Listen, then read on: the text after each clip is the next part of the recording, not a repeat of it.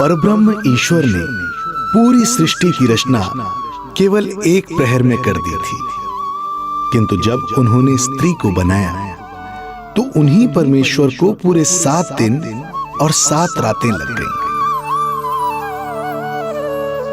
क्योंकि उन्हें स्त्री के व्यक्तित्व में मां बनने की अद्भुत क्षमता का निर्माण करना था, जो अपने तन को असहनीय पीड़ा देकर उसमें से एक नए जीव को जन्म देती है, जो अपने रक्त को दूध बनाकर अपनी संतान का पोषण करती है। वो एक मां ही होती है।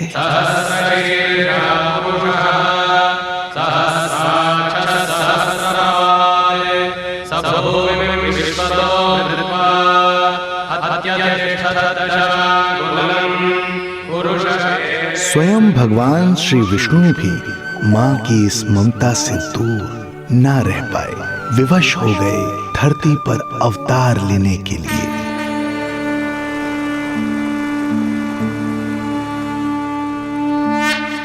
शांताकारं भुजगशयनं पद्मनाभं सुरेशं विश्वाधारं गगनसदृशं मेघवर्णं शुभांगं लक्ष्मीकान्तं कमलनयनं योगी वीरध्यानगम्यं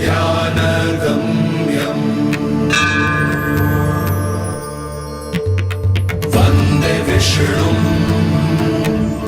भवभयहरं सर्वलोकैकनाथं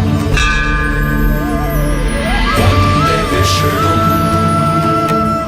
भवभयहरं सर्वलोकैकनाथम्।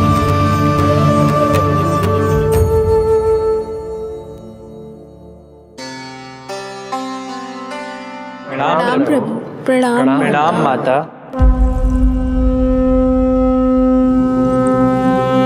माता, प्रभु, दुष्कंस के अत्याचार दिन पर दिन बढ़ते ही जा रहे हैं।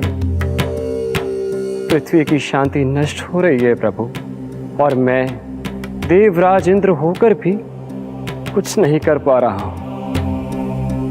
आपके प्रताप से मैं भूमि अनंत काल से समस्त विश्व का भार उठा रही हूँ, किंतु प्रभु अब दुष्टता इतनी बढ़ चुकी है कि मैं सहन नहीं कर पा रही हूँ। अब दया कीजिए प्रभु, इससे पहले कि मैं बुराई के इस असीम भार के नीचे दबकर ब्रह्मांड की अतल गहराइयों में खो जाऊं। मेरी सहायता कीजिए प्रभु। आंखें खोलिए प्रभु, आंखें खोलिए।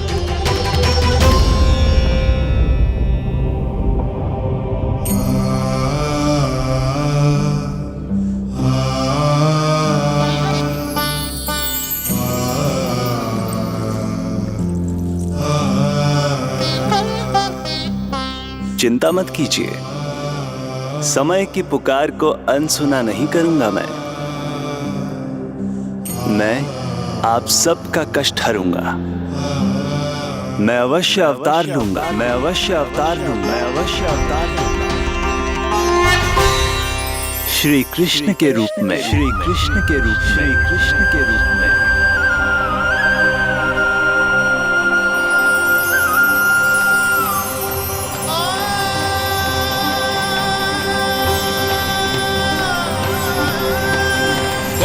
वसुदेवसुतं देवं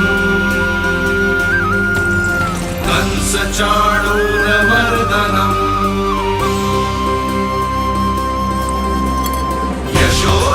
यशोदपरमानन्दम् कृष्णं वन्दे जगद्गुरुं, कृष्णं वन्दे जगद्गुरुम्।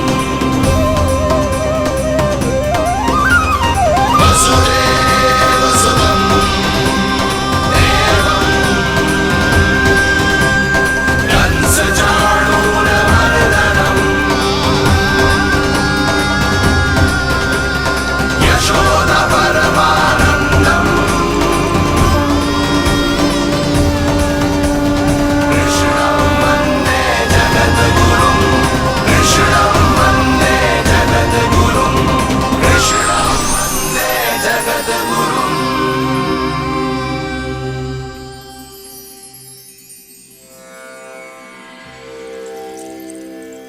कंस का वध करूंगा।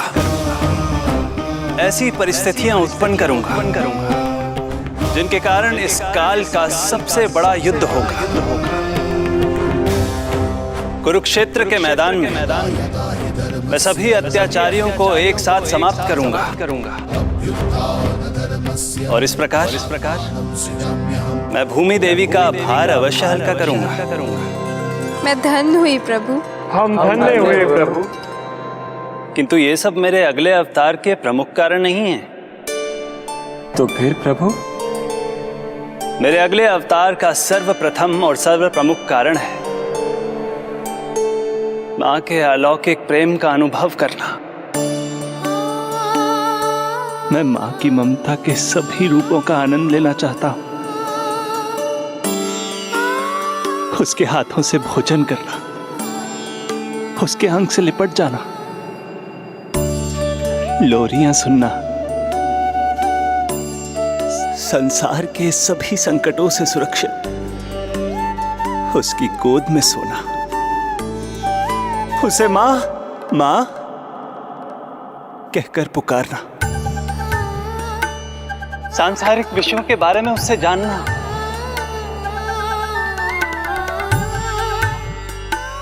और फिर कोई शैतानी कर उसके आगे आगे भागना, उससे डांट खाना और फिर उसे मनाने के लिए क्षमा मांगना।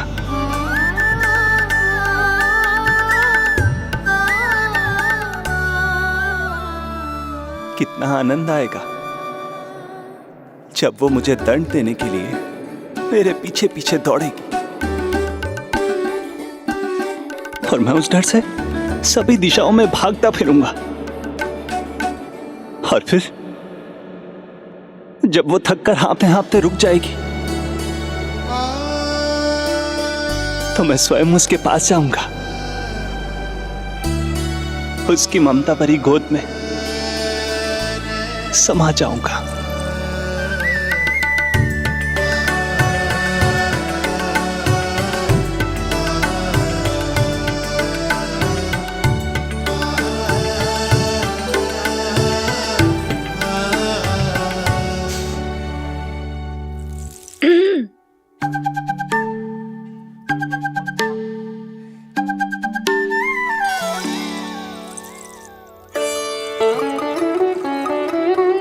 प्रभु, एक प्रश्न है। माँ और संतान के अद्भुत रिश्ते के इस आनंद को आप किसके साथ अनुभव करना चाहते हैं?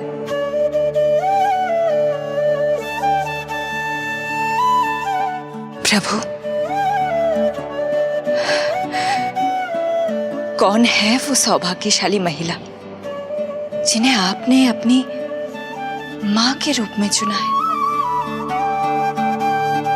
वो महिला है यशोदा। यशोदा।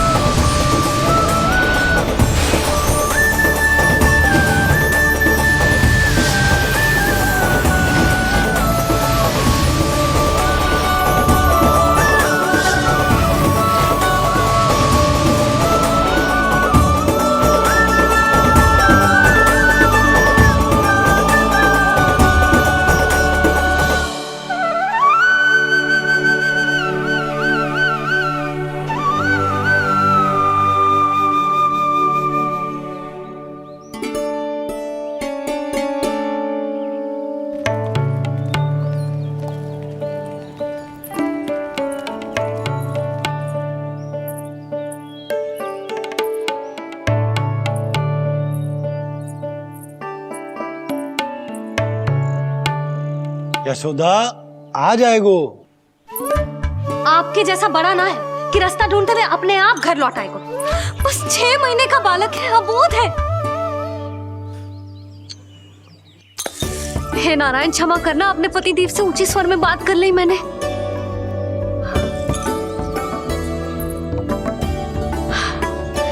किसी को भी बुद्धि ना है पूरे गोकुल में कि नंद जी का बालक खो गयो है, सुबह सुबह घर से भाग गयो है। किसी को ना पड़ी है कि उसे ढूंढे लेकर आए। यही सम्मान देते हैं वे गोकुल के राजा को। हे भगवान, ना जाने मेरा बच्चा कहाँ होगो, कैसा होगो। कितना समय होगा है, अब तक तो भूख भी लगी आई होगी उसे।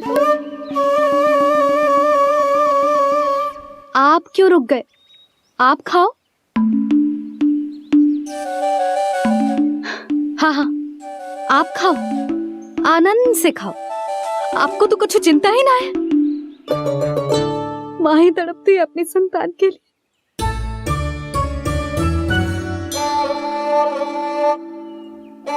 अब क्या खाली पेट काम पे जानो है? क्या कहेंगे सब कि यशोदा अपने पति को भूखा रखे? ना ना, आप खाओ, खाओ ना।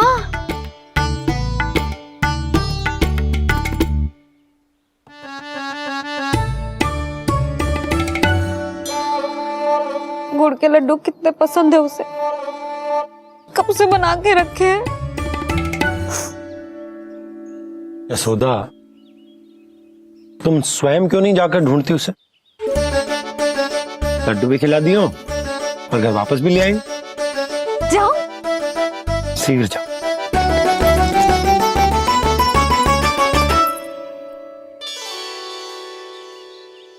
किंतु आप तो खाना खा रहे हो ना पतिदेव। वही तो, मैं खाना खा रहा हूं, परंतु वो भूखा है। तुम जाओ। वो तो भूखा है।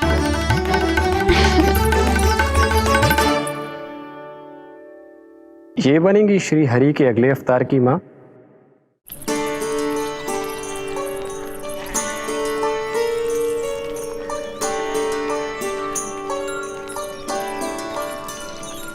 मेरे बच्चे को देखो है ना।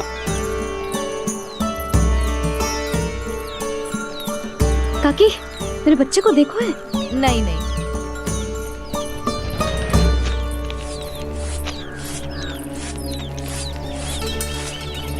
सुमति, मेरे बच्चे को देखो है क्या कहीं? नहीं तो। ना देखो। जानकी, प्रभावती, मेरे बच्चे को देखो है कहीं?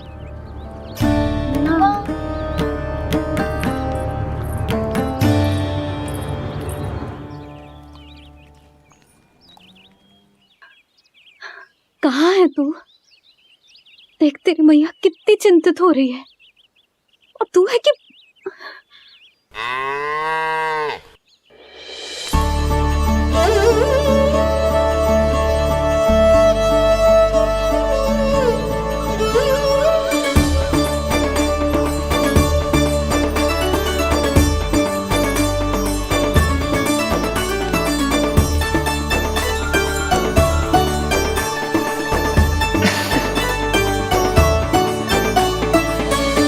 हाँ, अभी तक मैया यशोदा का लाडला यही है, 6 माह का बछड़ा। इसी पर ये अपनी सारी ममता न्योछावर करती हैं। तू फिर भाग गो। प्रतिदिन का काम होगा है तेरा। मैंने कही थी ना, मेरे बिना, अपनी मैया के बिना कहीं ना जानो है। ये संसार कितना भयानक है, कुछ मालूम है तुझे? दुष्ट भरे पड़े चारों ओर। वाह, दुनिया की अनोखी मैया और उसका अनोखा बालक, जो कि बालक है ही ना, गाय का बछड़ा है।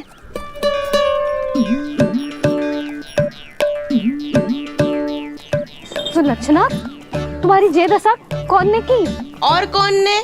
जे तुम्हारे सपूत ने कूद फाद के मेरे पूरे बगीचे का सत्यानाश कर दो है। मेरा रामू ऐसा कर ही ना सकता। जे क्यों आएगा तुम्हारे बगीचे में? रंग बिरंगे फूलों के लिए। फूलों के लिए? हाँ, जीप लपलपाती है इसकी मेरे फूलों के लिए। सुबह सुबह भाग के आ जाता हो इन्हें खाने के लिए।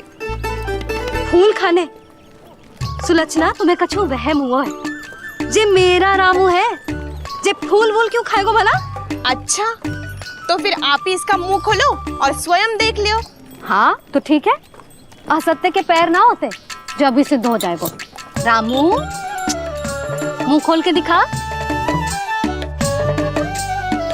मैया की कहीं मानते हैं ना, मुंह खोल।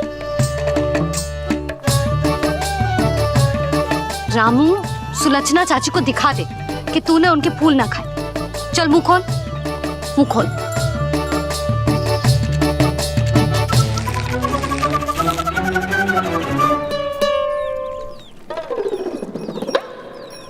हाँ हाँ देख लो, इसने कछु ना खाया है। हाँ हम चल रहे हैं। अरे पर मुझे भी तो देख लेने दो। सुलक्षणा, मैं नंद देव की पत्नी हूँ, तुम्हें क्या लगता है मैं असत्य बोलूंगी? ना ना जशोदा जी, लेकिन आप तो सिद्ध करने वाली थी ना। हो तो गए हो सिद्ध। चल रामू, देर हो रही। अरे अरे वैसे रामू जी बहुत बुरी बात है, नंद जी का बालक चोरी कर दो। छी, जो अपनी वस्तु ना है उसे छूते भी ना है, समझ आई? जे करूंगी सुलक्षणा के यहाँ भरी टोकरी बेसन के लड्डू भिजवा दूंगी, प्रसन्न हो जाएगी। ये तो बड़ी चतुर है प्रभु। हाँ प्रभु, और जीवट भी है इनमें। बस यही देखा आप सबने? क्या आपने एक मां की चिंता नहीं देखी? प्रत्येक मूल्य पर अपनी संतान की रक्षा करने का स्वभाव नहीं देखा? या फिर असत्य भाषण करने पर अपनी भूल सुधारने की व्यग्रता नहीं देखी? कोई बात नहीं, मैं बताता हूं यशोदा क्या है। यशोदा पवित्रता की प्रतिमूर्ति है, विश्वास का आधार सुरक्षा की भावना है, ममता का मूर्त रूप है वो, वात्सल्य की गंगा है, भावनाओं का बहता हुआ निर्झर है। यशोदा अपने आप में परिपूर्ण है। यशोदा मां है। प्रभु, मां यशोदा निश्चित ही अद्भुत है। जिनके यहाँ आप पुत्र बनकर जाना चाहते हैं, उन्हें तो असाधारण होना ही है। किंतु प्रभु, आपके दिए हुए वचन के अनुसार आपको देवी देवकी का पुत्र बनकर जाना है, तो फिर आप एक ही जन्म में दोनों माताओं के पुत्र कैसे बन सकते हैं? आपका प्रश्न उचित है इंद्रदेव। पूर्व काल में प्रजापति सुतप्पा और उनकी पत्नी प्रश्नी ने मेरी घोर तपस्या की थी। उनके आग्रह करने पर मैंने उन्हें वरदान दिया था कि जब वो देवकी और वसुदेव के रूप में पृथ्वी पर आएंगे, तब मैं उनका अष्टम पुत्र कृष्ण बनकर जन्म लूंगा। पर मैया यशोदा के वात्सल्य प्रेम ने मुझे दुविधा में डाल दिया, क्योंकि वो भी तो पिछले जन्म से ही है ना। पिछले जन्म से?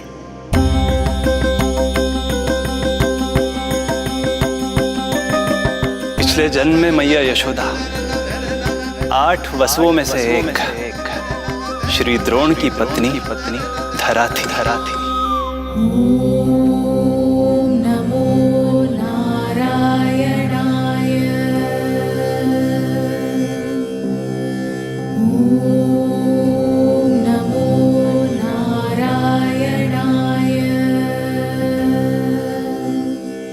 दोनों सहस्त्रों वर्षों तक निरंतर मुझे पुत्र रूप में पाने की मनोकामना के साथ घोर तपस्या करते रहे।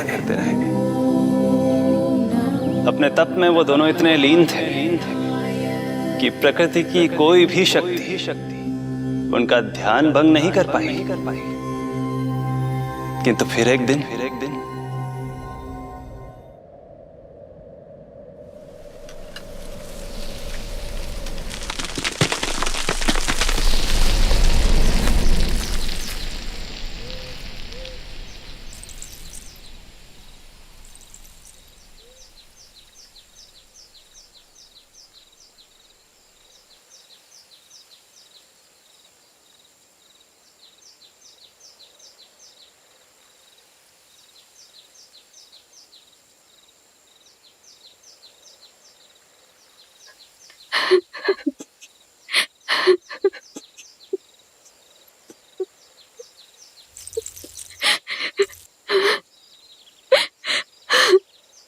हमारे भक्ति में ऐसी क्या कमी रह गई प्रभु कि अभी तक आपके दर्शन का सौभाग्य नहीं मिला। अब तो सैकड़ों वर्ष बीत गए हैं आपका सुमिरन करते हुए।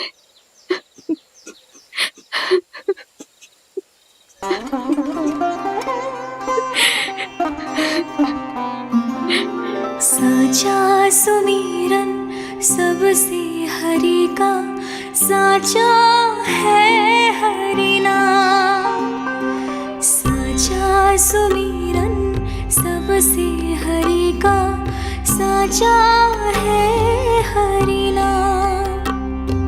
जिनकी कृपा से बन जाते हैं सबके बिगड़े काम, सबके बिगड़े काम।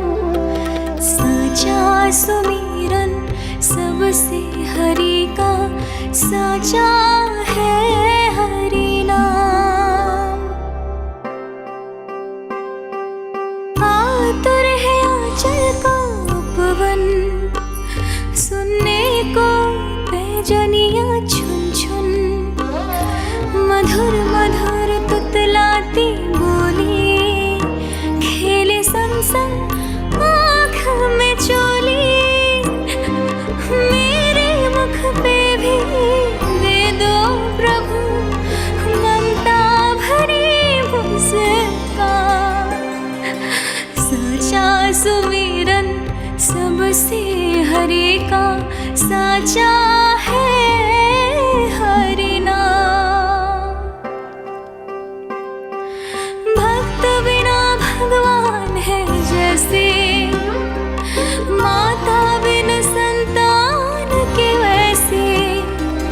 हरि बिन मेरा जीवन सूना, भगवान लाज मेरी रख लो ना। भगवान लाज मेरी रख लो ना।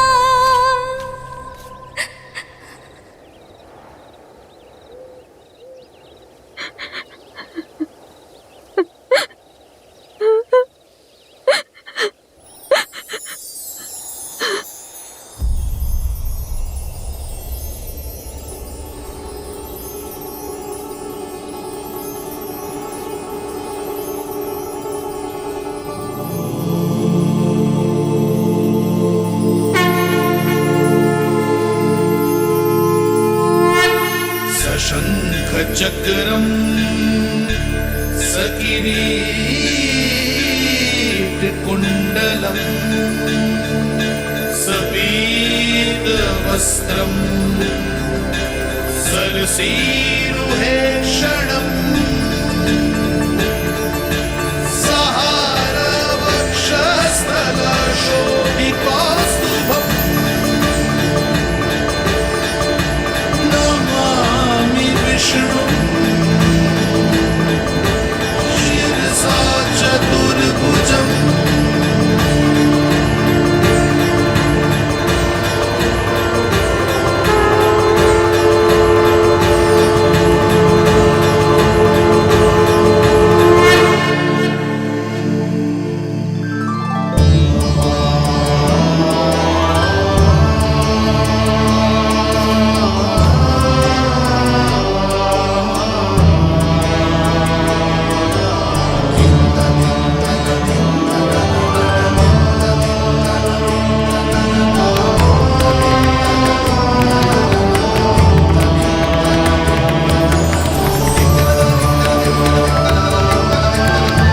कहिए कहिए, क्या वरदान पाना चाहते हैं आप?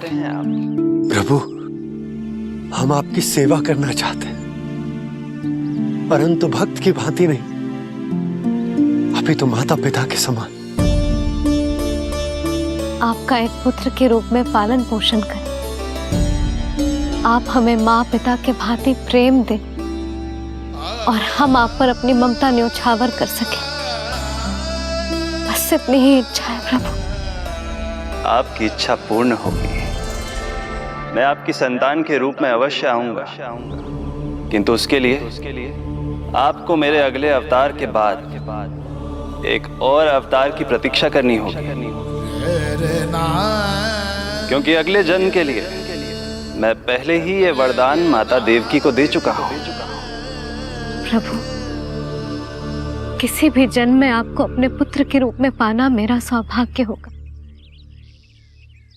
किंतु मेरी ममता मेरे वश में नहीं है। प्रभु, आप साक्षात मेरे सामने खड़े हैं, किंतु मेरे नेत्र आपके इस दिव्य चतुर्भुज रूप को नहीं देख पा रहे। इन्हें तो आप अभी से बाल रूप में दिखाई दे रहे हैं। मेरे भीतर उमड़ती ममता की ज्वार का अनुभव कीजिए प्रभु। केवल कल्पना मात्र से मेरा वक्षस्थल दूध से भराया है, ये गोद तरसने लगी है, मन अभी से लोरिया गाने लगा है।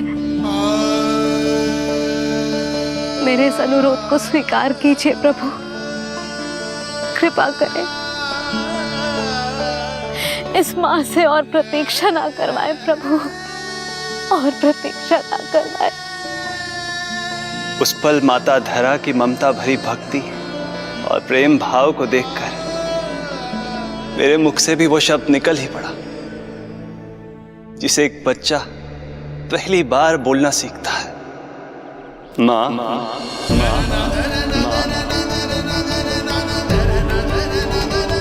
अब ये प्रतीक्षा केवल आपकी ही नहीं, मेरी भी होगी, मेरी भी होगी। मैं भी तरसूंगा आपका पुत्र बनने के लिए, इस समय मैं विवश हूँ, किंतु मैं आपको वचन देता हूँ, मैं आपकी संतान बनकर अवश्य आऊंगा, प्रभु,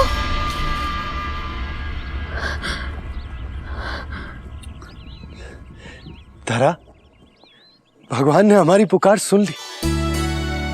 वरदान तो सभी भक्तों को मिलता है, परंतु हमें तो हरि का वचन मिला है।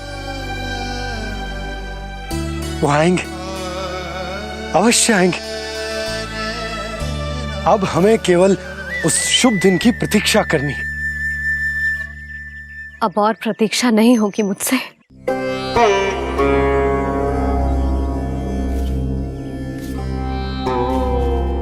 हमने सहस्त्रों वर्षों तक तपस्या की, ये समझ लो कि वो तपस्या अभी शेष नहीं। श्री हरि को अपने सामने देखकर मेरी व्याकुलता का बांध टूट गया है। 2 जन्म बहुत बड़ा समय होता है स्वामी। अपने पुत्र के रूप में हरि को गोद में खिलाने के लिए अब मैं और 2 जन्मों तक प्रतीक्षा नहीं कर सकती।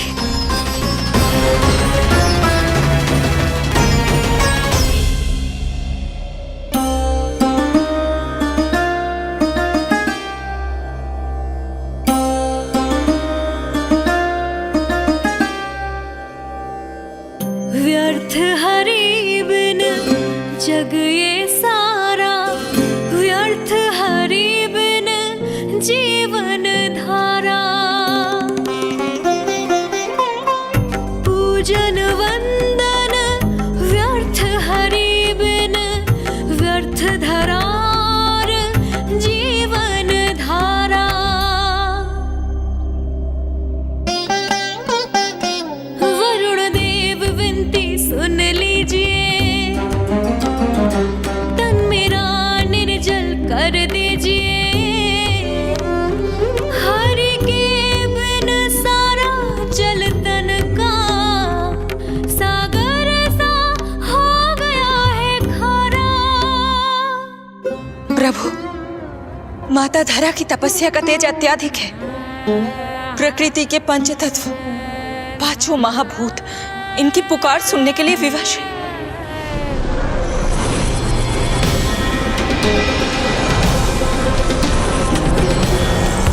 धरा, ये क्या कर रही हो? रुक जाओ। जठराग्नि सब दूर ये कर दो, अग्नि देव मेरे ताप को हर लो। माता जो वंचित ममता से, जग में नहीं उसको कुछ प्यारा। पूजन वंदन व्यर्थ हरि बिन व्यर्थ धरार जीवन धारा।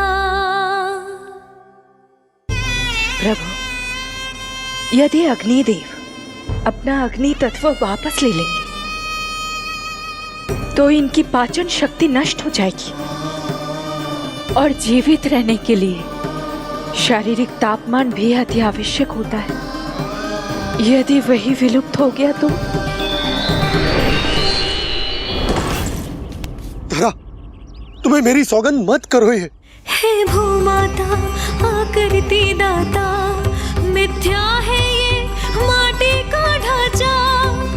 माटी मुक्त करो इस तन से, जब ना मिला हरि का सहारा। प्रभु, भू तत्व ही तन को भार देता है, उसके बिना ये तो पूरी तरह से ढह जाएंगी। धरा, धरा, ये क्या हो गया? बस करो अब। प्रभु, कुछ कीजिए। मैं संसार का संचालक हूं देवी। नियमों का पालन करने के लिए मैं भी बाध्य हूं। जो वचन मैं पहले ही माता देवकी को दे चुका हूं, यदि मैं चाहूं तो भी उसे तोड़ नहीं सकता।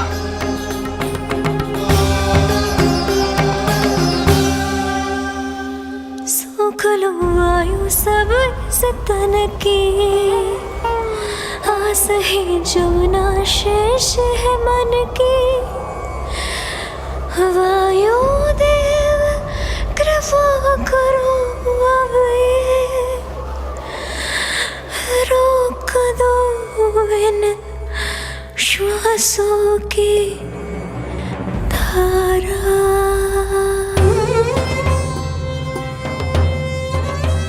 प्रभु, प्राण वायु के बिना प्राणों का बचना संभव नहीं।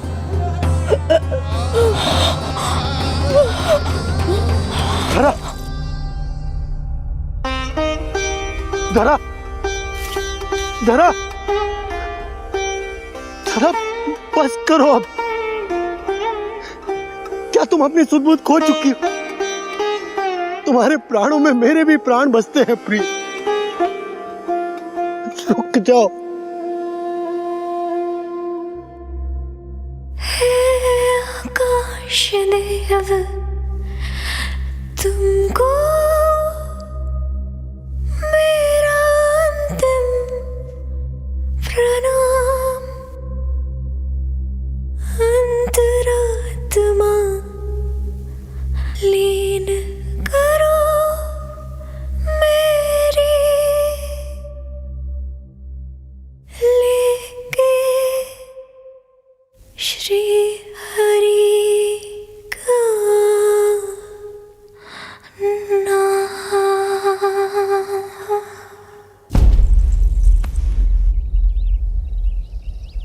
धरा, धरा, धरा, ये क्या कर लिया तुमने? धरा, कोई है, कोई है, सहायता कीजिए। धरा, जल। धरा, तुम चिंता मत करना, मैं यही हूं। मैं 2 क्षण में जल लेकर आता हूं।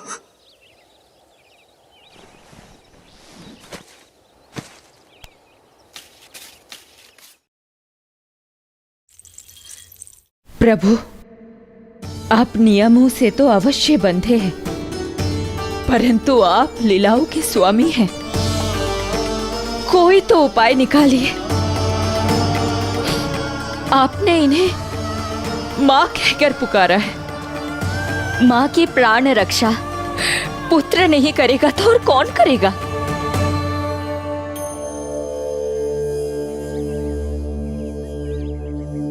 प्रेम ना जिसकी सीमा कोई, ना कोई आया माँ की ममता के आगे विवश हुए भगवान,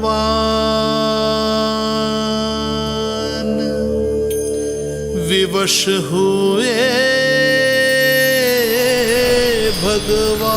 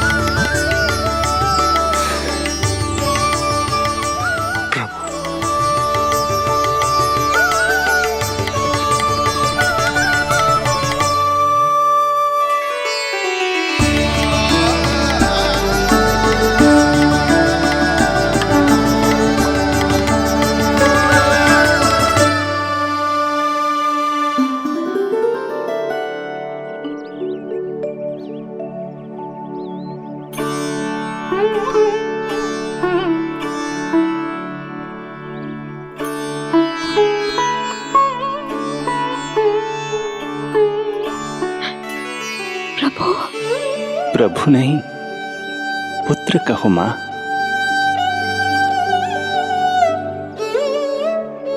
पुत्र, मेरा पुत्र, मेरा पुत्र।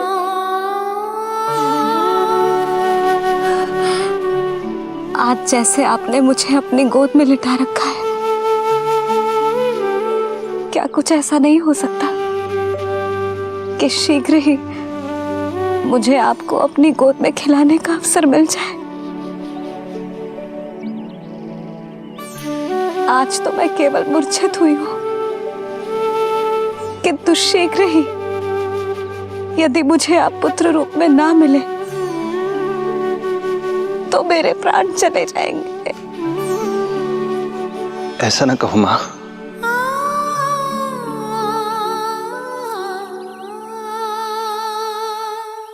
माता देवकी को मैं पहले ही वचन दे चुका हूं, इसलिए विधि के विधान के अनुसार मुझे उन्हीं का पुत्र बनकर जन्म लेना होगा। किंतु आपकी आतुरता का अनुभव करने के बाद अब मैं भी आपका स्नेह पाने से स्वयं को और वंचित नहीं रख सकता। आपने वरदान मांगा था कि आप पुत्र की भांति मेरा पालन पोषण करना चाहती हैं, इसलिए यदि आप उचित समझे तो आप अगले जन्म में ही अपनी इच्छा पूर्ण कर सकती हैं। जिस आयु में संतान को अपनी मां की ममता के आंचल की आवश्यकता सबसे अधिक होती है, उस आयु में अर्थात अपने जन्म के प्रथम दिन से 10 वर्षों तक मैं आपके साथ रहूंगा। किंतु फिर मुझे अपनी जन्म देने वाली मां माता देवकी के पास लौटना होगा। ऐसा करने से मैं उन्हें दिया वचन भी निभा पाऊंगा और आपकी ममता का सौभाग्य भी प्राप्त कर पाऊंगा। यदि आपको स्वीकार हो तो। स्वीकार है प्रभु, सहर्ष स्वीकार है। एक माँ और पुत्र का नाता केवल उसके कोख से जन्म लेने से ही नहीं बनता, ये नाता तो ममता से बनता है। और मैं अपनी ममता आप पर न्यौछावर करने के लिए आतुर हूं। यशोमती मैया के नंद लाला, यशोमती मैया के नंद लाला, यशोमती मैया के नंद लाला, यशोमती मैया के नंद लाला। तो इस प्रकार परमपिता परमेश्वर श्री हरि विष्णु एक ही जन्म में दो दो माताओं का पुत्र बनने के लिए उत्साहित भी थे और भावुक भी। किंतु जगत माता श्री लक्ष्मी और अन्य सभी देवगण ये जानना चाहते थे कि श्री हरि ये अभूतपूर्व कार्य कैसे करेंगे। भगवान बोले, ये सब संभव होगा उसके कारण जो मेरे अगले जन्म की कथा का मुख्य पात्र है, कंस।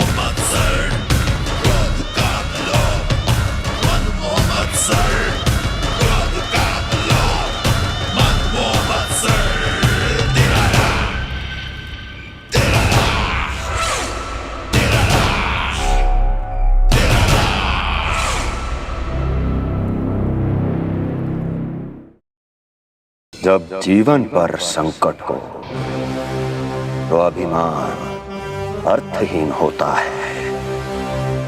जब प्राणों पर बनाए तो सम्मान स्वाभिमान सब निरर्थक होता है। इन व्यर्थ के मूल्यों को बीच में मत आने दो। और दया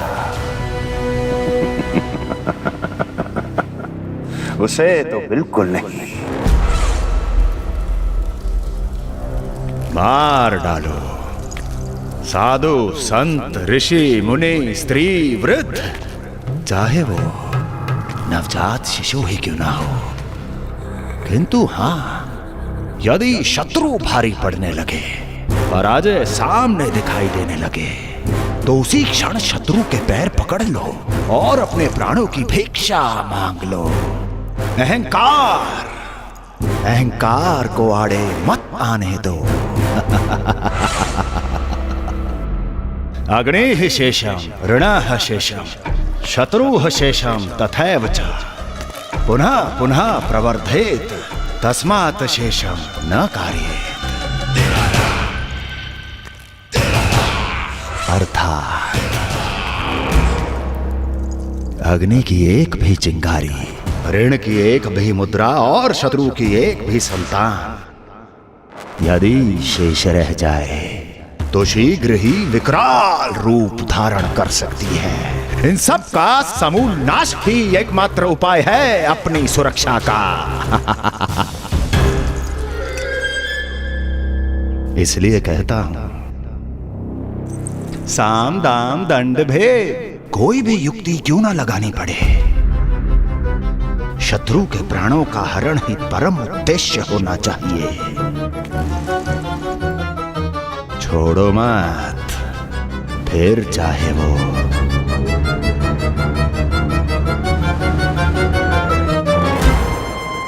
विष्णु ही क्यों ना हो।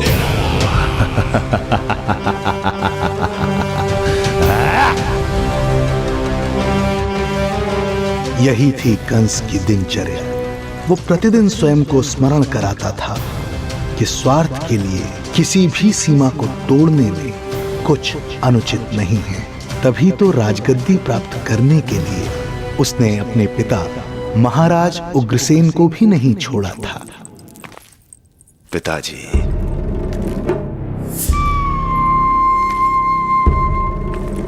हो सके तो मुझे क्षमा कर दीजिएगा। कल्पना भी नहीं की थी कि मैं आपके साथ ऐसा व्यवहार करूंगा। आपको प्रतीत हो रहा होगा कि मैं क्रूर हूं, स्वार्थ में अंधा हो गया हूं, किंतु मैं विवश हूं।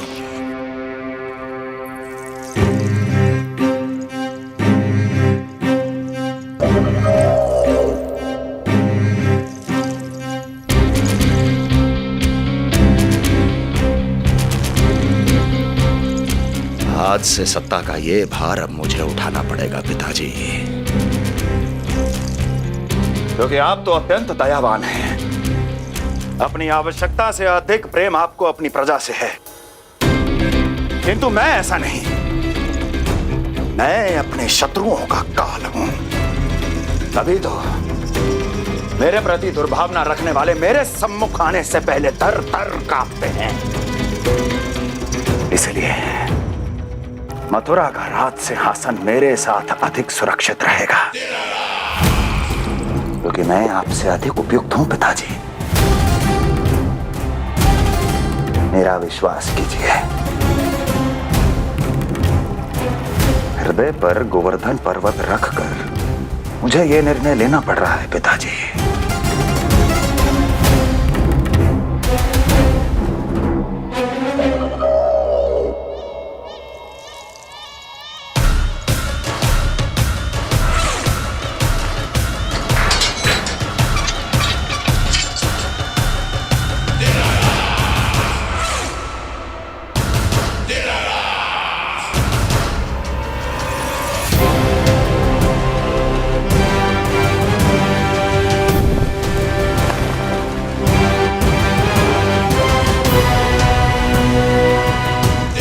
चाबी यमुना में फेंक देना। कोई कितना भी क्रूर, कठोर राक्षस ही क्यों ना हो, किसी न किसी के लिए उसके हृदय में भी प्रेम उपजता ही है। कंस भी इस नियम का अपवाद नहीं था। इस संसार में एक जीवात्मा ऐसी भी थी जिसे वो स्वयं से भी अधिक स्नेह करता था, और वो थी उसकी लाडली बहन देवकी।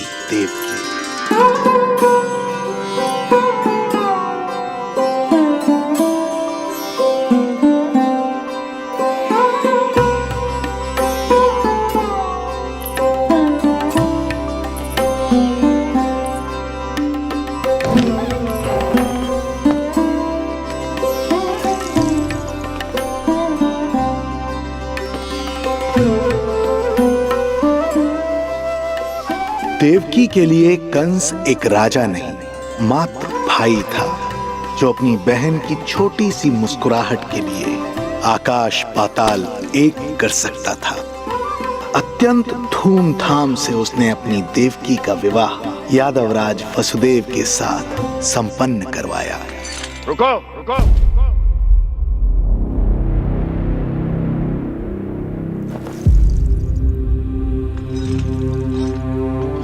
ये आप क्या कर रहे हैं? आप मथुरा नरेश हैं। नहीं कुंवर जी, आज मैं मात्र वो भाई हूं जो अपनी प्रिय बहन के साथ बस कुछ क्षण और व्यतीत करना चाहता है।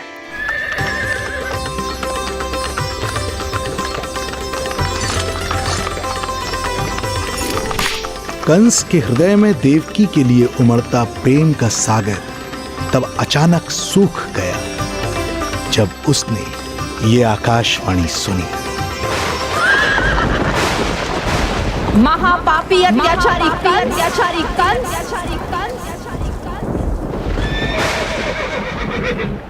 जिस देवकी को तू इतने प्रेम से ससुराल ले जा रहा है, वही तेरे अंत में सहायक होगी। तेरा काल तेरी प्रिय बहन के गर्भ से उसकी 8वीं संतान बनकर जन्म लेगा और तेरा विनाश करेगा।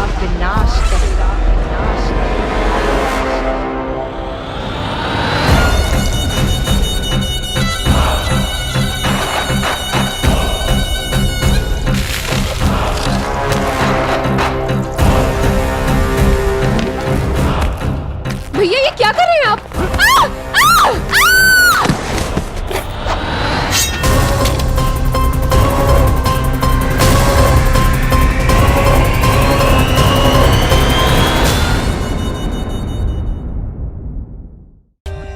For more updates, subscribe to our channel, click the show links and enjoy watching the videos.